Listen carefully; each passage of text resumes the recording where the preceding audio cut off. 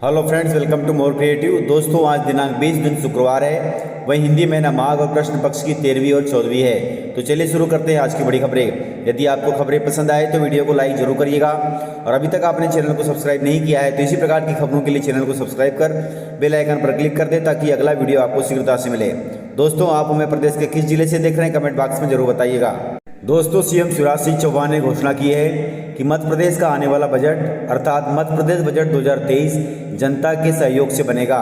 उन्होंने कहा है कि जनता का बजट ग्रामीण विकास का अर्थ, लोगों का आर्थिक सुधार और बड़ा सामाजिक बदलाव दोनों ही है, इसलिए यह बजट जनता के सुझाव से तैयार होगा। इसके लिए कहा गया है कि 26 जनवरी तक आप सुझाव दे सकते हैं। सुझाव आपको mp.mygovernment.in पर देना होगा।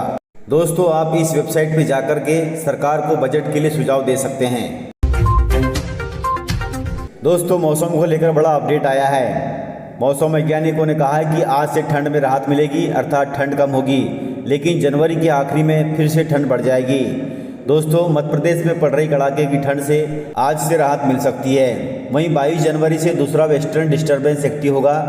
ऐसे में भोपाल समेत आधे मध्य प्रदेश में न्यूनतम तापमान 2 से 3 डिग्री तक बढ़ जाएगा। वहीं भोपाल, ग्वालियर, चंबल संभाग में बारिश की संभावना बताई गई है। इसके अलावा बादल छटते ही जनवरी के अंतिम सप्ताह में ठंड की वापसी हो सकती है। मौसम वैज्ञानिक एच.एस. पांडे जी ने बताया कि उत्तरी पूर्व राजस्थान के ऊपर सिस्टम बन रहा है, जिसके चलते 22 और 23 जनवरी को फिर बारिश हो सकती है। वहीं बादल छटते ही 26 जनवरी से तापमान में फिर गिरावट आएगी, जिससे पश्चिम मध्य प्रदेश में ज़्यादा ठंड पड़ेगी और पूर्वी मध्य प्रदेश में इसका इतना असर नहीं होगा। दोस्तों, चुनाव हेतु जनता का मूड जानने के लिए 1 फरवरी से अभियान चलाएगी शिवराज सरकार। दोस्तों, मध्य प्रदेश में साल के अंत में चुनाव होने हैं। विधानसभा चुनाव को देखते हुए राज्य सरकार ने लोगों तक अपनी पहुंच बनाने के लिए विकास यात्रा शुरू करने की प्लान बनाई है। यह यात्रा 15 दिनों तक जारी रहेगी। यात्रा में सरकार के प्रतिनिधि लोगों से मिलेंगे और उनके क्षेत्र में किए गए काम का फीडबैक मांगेंगे। दोस्तों, 1 फरवरी से शुरू होने वाली इस विकास यात्रा के लिए प्रदेश के सभी जिला कलेक्टरों को सारे इंतजाम करने का आदेश दे दिया गया है। यह यात्रा 15 फरवरी तक राज्य के सभी जिलों में जारी रहेगी। इस यात्रा के दौरान किसी नई योजना की शुरुआत करने के बजाय लोगों से सरकारी योजनाओं पर फीडबैक मांगा जाएगा। दोस्तों, बताया जा रहा है कि यह यात्रा गाँवों के साथ साथ शहरों में भी जाएगी। इस प्रकार से प्रदेश के सभी 52 जिलों में यात्रा का विचरण होगा और जनता से फीडबैक मांगा जाएगा ताकि चुनाव में जीत के लिए इस पर काम किया जा सके। दोस्तों, पूर्व सीएम कमलनाथ जी ने कहा है कि मध्य प्रदेश में हिंदुत्व के नाम पर चुनाव लड़ेगी कांग्रेस। दोस्तों, मध्य प्रदेश में विधानसभा चुनाव से पहले कांग्रेस पार्टी ने हिंदुत्व दाव चलने के संकेत दिए हैं। मध्य प्रदेश कांग्रेस ने कमलनाथ को हनुमान भक्त बताते हुए एक वीडियो जारी किया है, जिसमें बताया गया है कि वह नियमित रूप से हनुमान चालीसा का पाठ करते हैं और उनके मन में सियाराम भी बसते हैं। इसके अलावा एक अन्य ट्वीट में कहा गया है कि कमलनाथ ने अपने कार्यकाल में पुजारियों का मानदेय 1000 रुपये से बढ़ाकर 3000 रुपये तक कर दिया है। वहीं आगे कहा गया है कि कमलनाथ जी प्रदेश की खुशहाली चाहते हैं, उन्नति और समृद्धि के लिए प्रभु हनुमान की पूजा करते हैं। वह मानते हैं कि धर्म और राजनीति का गठजोड़ नहीं होना चाहिए, इसलिए उन्होंने कभी भी अपने हनुमान भक्ति का प्रचार प्रसार नहीं किया, किंतु जनता जानती है कि हनुमान जी कमलनाथ जी के दिल में बसते हैं। वहीं एक टैग लाइन लिखी गई है कि हनुमान भक्त कमलनाथ, विकास आस्था के साथ। दोस्तों, मध्य प्रदेश पटवारी भर्ती पर आया है बड़ा अपडेट।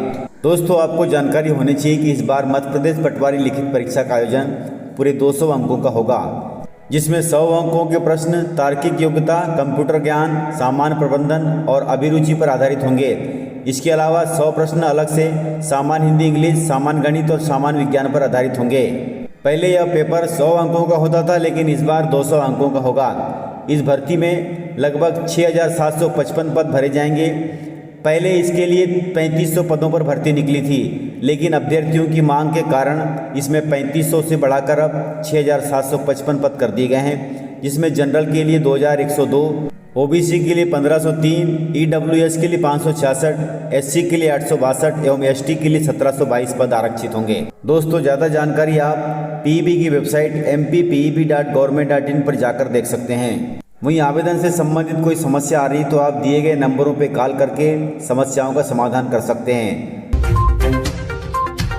दोस्तों, बुजुर्गों को नए साल में सरकार ने बड़ी सौगात दी है। 21 जनवरी को रवाना होगी मुख्यमंत्री तीर्थ दर्शन ट्रेन। दोस्तों, प्रदेश सरकार की एक लोकप्रिय योजना मुख्यमंत्री तीर्थ दर्शन का नया चरण शुरू होने जा रहा है। इस योजना के तहत पहली ट्रेन 21 जनवरी को इंदौर के डॉक्टर अंबेडकर नगर अर्थात मऊ स्टेशन से रामेश्वरम तीर्थ के लिए रवाना होगी।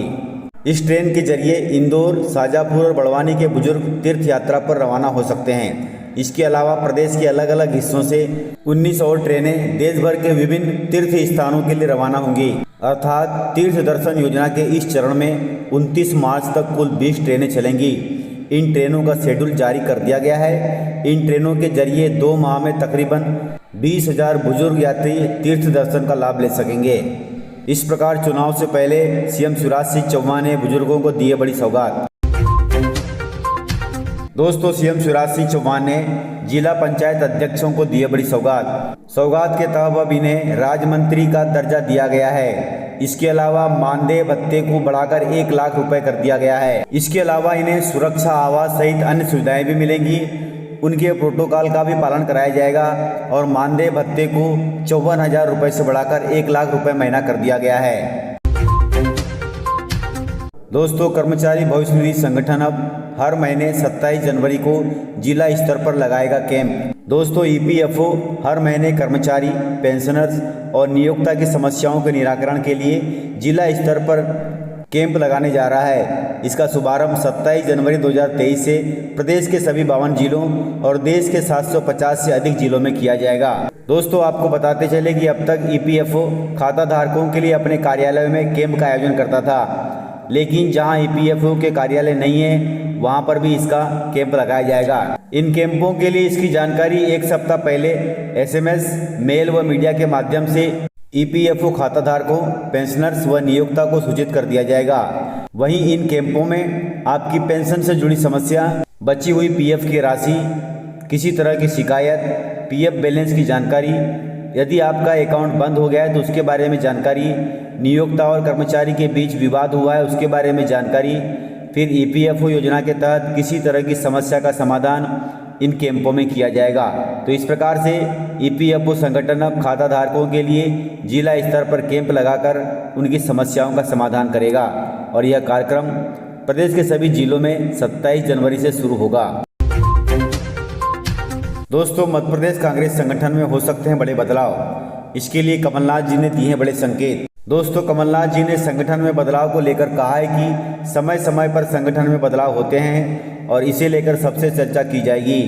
वहीं उन्होंने कहा कि सभी जिलों में कार्यकर्ता गए थे और रिपोर्ट तैयार भी हो गई है और उसके आधार पर विचार किया जाएगा और संगठन में बदलाव किया जाएगा। इसके अलावा कमलनाथ जी ने कहा कि भोपाल में हो रही बैठक में संगठन के कामकाज की समीक्षा हो रही है, साथ ही पदाधिकारियों के परफॉर्मेंस का आकलन भी किया जा रहा है। उस अनुसार संगठन में बदलाव होंगे ताकि चुनाव में जीत हासिल हो सके। दोस्तों, बीजेपी ने कांग्रेस पर कसा है बड़ा तंज।